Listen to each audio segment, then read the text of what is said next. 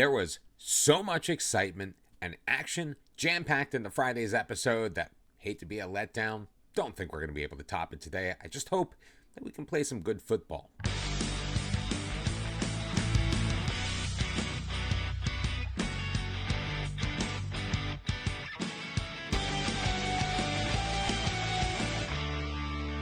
And hello again, everyone. I hope you had a fantastic weekend. This is episode number 101 of Bottom to the Top. I'm Mr. Cellophane. 2 matches since we last saw each other. The first was a tilt in the FA Cup, 5th round at Bramley-Moore Docks. We were on the road against Everton. The weather was sloppy. We ended up regulation time in a 2-2 draw. We ended up extra time in a 2-2 draw. By the way, that 2-2 draw was only made possible because of a 92nd minute goal by Harvey Vale coming on as a sub playing on the left wing. Yeah, it was nuts. We went to another shootout. So 2 penalty shootouts in 3 days. This one, though, we ended up on the wrong side of. Everton did not miss. Nikolai Rumyantsev had his effort saved by Tom Damon, and sadly, our hopes of a quadruple, well, they just went completely down the drain, falling to Everton in the FA Cup. We won the Carabao Cup, but this one, we're out. We followed that up with another rainy afternoon in London, hosting Wolves. Stefan Eder at the death of the first half put Wolves ahead 1-0. Kim Young-suk brought us back in the 78th minute. We unfortunately were unable to add to that, even though we outpossessed, we outshot, we outworked Wolves all over the pitch in that second half. It just was not to be. Chalk it up, another draw in the Premier League. So we remain mired in 9th place, falling further and further away from the European spots. We've already qualified for Europe, as you remember, by winning the Carabao Cup. I was incorrect. It's not the Europa League. It's the Europa Conference League. And it's not even the Europa Conference League phase. We are in the Europa Conference League playoff round. So we need to improve upon that. 5 points behind Everton, 6 behind Arsenal. And, well, I guess 2 points out of 7th, which is potentially a European place, but I think that was only reserved for if the Carabao Cup winner was winning a different European position. Either way, we need to do better, but that is not going to be the focus of today's episode. Instead, we are in the round of 16 of the Champions League. We made it to the semifinals last year. It's going to be a bigger climb this year. We have been drawn against Juventus. The first leg is going to be at Craven Cottage, so if we can get ourselves out to a nice lead, perhaps we can hang on and go the distance in Italy. We've played very well in this competition for the most part, losing to Barcelona and obviously Newcastle early on in the competition. We've already talked about that ad infinitum. But it is the team that is sitting 3rd place in Serie A taking on the team in 9th in the Premier League. For the most part, our lineup is going to look familiar. Now, Federico Guerrero picked up an injury in the match against Wolves. He is unavailable, but Toshimitsu Endo is back. So it's going to be Nikola Shavlina in goal, a back four of Christensen, Sosa, Ghanayem, and Couchman, with Goamer, Burford, and Larson in the midfield. Toshimitsu Endo making his first start, although he did come in against Wolves. He came so close to scoring a goal as well, just deflected over by the keeper. He's going to be on the left wing. Eftisis Shokos will be on the right. Nikolai Rumyantsev, as always, up the middle. Of course, it's always just our luck to take on the team that made it to the finals of this competition last year. Yes, Real Madrid beat the snot out of Juve in the Champions League final after, frankly, beating up on us. But Juve is out for blood. But then again, so are we. We have played very well as of late. Haven't given up very many goals. Our defense has been excellent. Our goalkeeping, very solid. But we still can't really clear the ball very quickly. Or very far away, can we? As it's bandied about, Juve still in control, but stolen away by Tom Burford. The counterattack is on before he's taken down by Tchouaméni. That was a very cynical foul, if you ask me. And no yellow card has been given out. Of course, Aurelien Tchouaméni is going to get away with absolute murder. They let the French internationals do whatever they want. Juventus in the dark jerseys, by the way. So the black jerseys with the white shorts. We are in the white jerseys with the black shorts. Tchouaméni with the ball will play it to the near side. Smakin will lose it on the heavy touch to Christensen, playing it back to Shavlina, who will give it back to his left back. Victor Christensen, the 31-year-old, playing it up for Toshimitsu Endo. Endo along the sideline playing to Tom Burford. Burford running into traffic. Bruno will knock it away. Morgalla up to Pafundi. Burford back in there, trying to knock it free. Goimer looking for Sokos. Gnaim back for Sokos. He's got Couchman on that right wing. Couchman carrying it deep. Couchman still with it. Into the corner. Plays it for Hugo Larsson to Sokos. Sokos shoots, and that close. Okay, not really. It was a little bit too strong from Eftisis Sokos. Maybe he should have tried to look for an open man in front. Was there an open man in front? We'll have to rewind the tape at some point.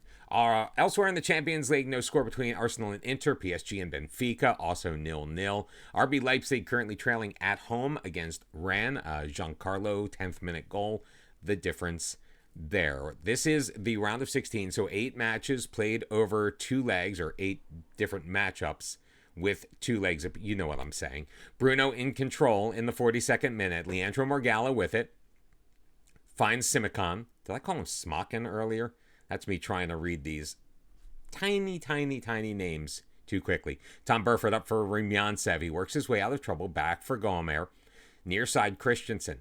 He's got Endo in front of him if he wants him. Instead, he plays it in the middle. He's got Hugo Larsson. Larsson with a cutting Sokos. And again, Sokos going a little bit too strong, leaning back on that one and putting it over. Rennes now with a 2-0 lead. So only 2 goals scored in the 4 matches taking place in the Champions League right now. 5 5-year shots on goal.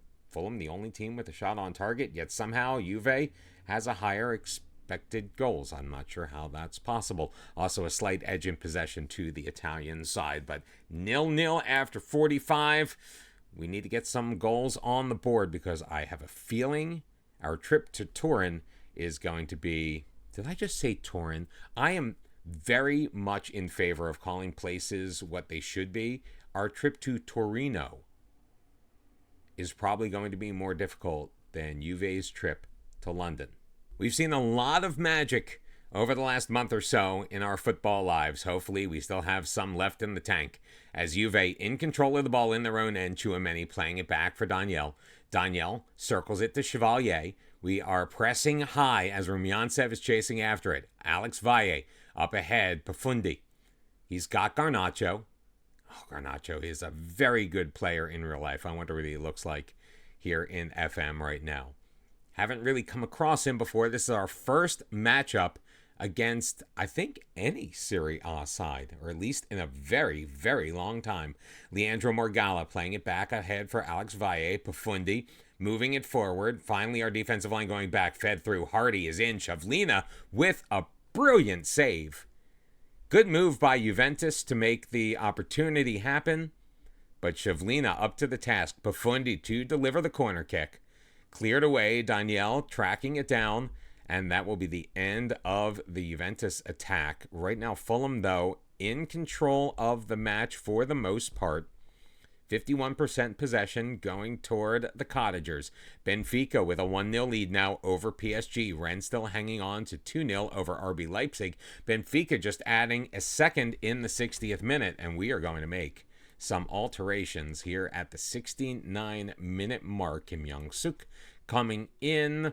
Josh Sharp coming in, and we will flip-flop them and have Kim Young-suk play that more defensive role. Eftisis Sokos will make his way out in place of Harvey Vale. Oh, by the way, Wilfried Yanto also injured in that same match against Wolves. 3 alterations to the side. We're going to be making a triple change.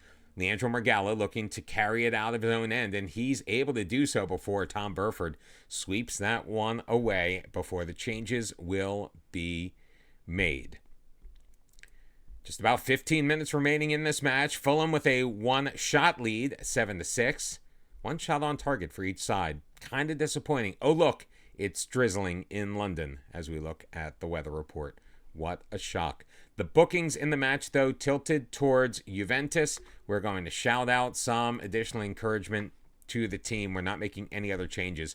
5 minutes added on at the end of this one, and we are going to head to Italy 0-0 on the tie. 54% possession, more shots than Juve, but we were unable to put any past Lucas Chevalier. In fact, only one on target all game long. Slightly disappointing. That is not having Federico Guerrero. That is obviously the sloppy conditions. And that is a very good Serie A side coming into our house and denying us the victory. Well, hello there. You may notice that things look a little different right now. I'm wearing a different kit. I actually have new scarves hanging up behind me. You may be saying, why in the middle of the episode is this happening? Because, once again, our first episode after 100, I became an absolute moron. I did an entire spiel about how we lost 1-0 to Brighton on the south coast of England, again, in the rain, in the league to maintain our 9th place position in the Premier League with about 11-12 matches left to go.